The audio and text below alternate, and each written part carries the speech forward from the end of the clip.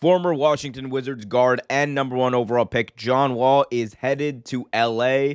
This comes after Wall and the Houston Rockets agreed to a buyout late last night that made John Wall a free agent and eligible to sign with whatever team that he so chooses.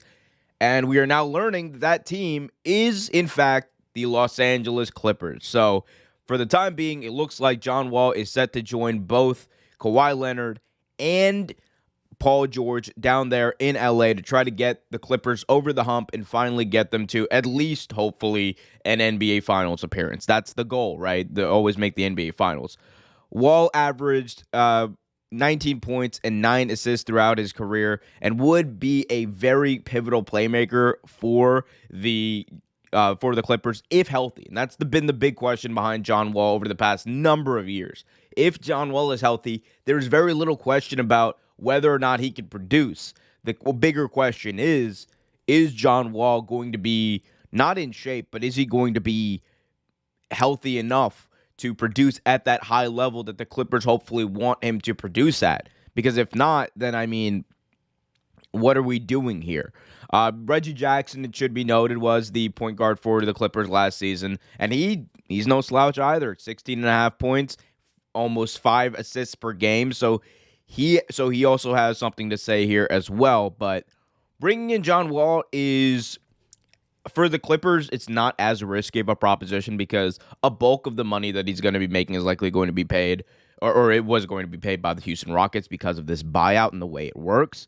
So Wall able to negotiate his own deal now. He can take whatever he wants because it's a buyout situation.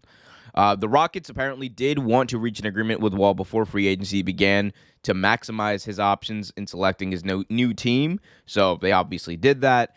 And it looks like John Wall, who again has not been prioritized in the past few years, even when he was back with the Wizards, it was more of a priority to move John Wall over the last few years he was with the Wizards than it was to actually, I think, get him in a position where he can be healthy and play in a sustainable way.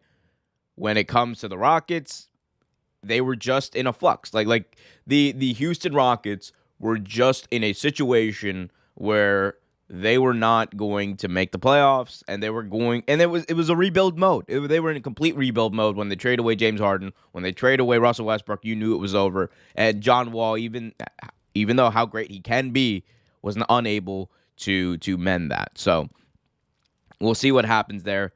It's worth to note in the 40 games that he actually played last year or in 2020, he averaged 20 points, 7 assists. So he still got it. Again, the biggest question behind John Wall is the injuries. If John Wall can get healthy, get in shape, and just find a way to maybe load manage. I know like the jokes about Kawhi are out there about Kawhi, load managing to all hell, but I mean, they really might need to do that for this guy. They really might need to, and it might maximize their options once they get to the playoffs because then he'll actually be healthy enough to contribute in a meaningful way once they get to the playoffs. And again, John Wall is a guy who he's been around for over a decade now. Like John Wall was the number one overall pick in the 2010 draft.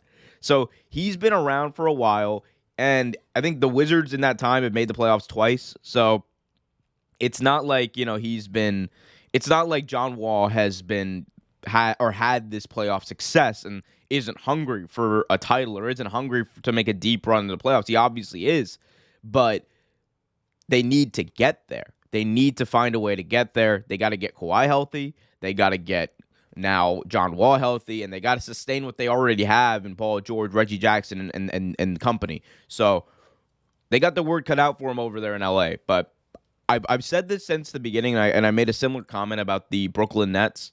For the Los Angeles Clippers, it really is kind of a make or break year for them as well. And I'm not really sure how the contracts necessarily work out. I think Kawhi still has like 2 years left on the deal. But this year is very pivotal. I think we can all agree because the past number of years, whether it was due to injury or whether it was due to lack of performance, the Clippers just have not gotten as far as, one, I think they wanted to, and two, they should. Like I don't even think they made the Western Conference Finals. Correct me if I'm wrong in the comment section. I know you all will, but I don't even think they've made the Western Conference Finals during this whole run that they've had with Paul George, Kawhi, and that's concerning. So they gotta get to the finals. Like that's the thing. The two teams that need to get to the finals this year are the Brooklyn Nets and the Los Angeles Clippers out of the West, because they've invested so much on these key players. They've invested so much money in these key players. They've invested so much time into these key players now, and they got to get the ball rolling on some playoff success. So that's where we are. But it looks like John Wall is headed to Los Angeles. Let's hope he can get healthy and be a key contributor for that team. Let me know what you guys think about this in the comment section below. Hit that like button, subscribe, and hit that notification bell so you get notified whenever a new video is released.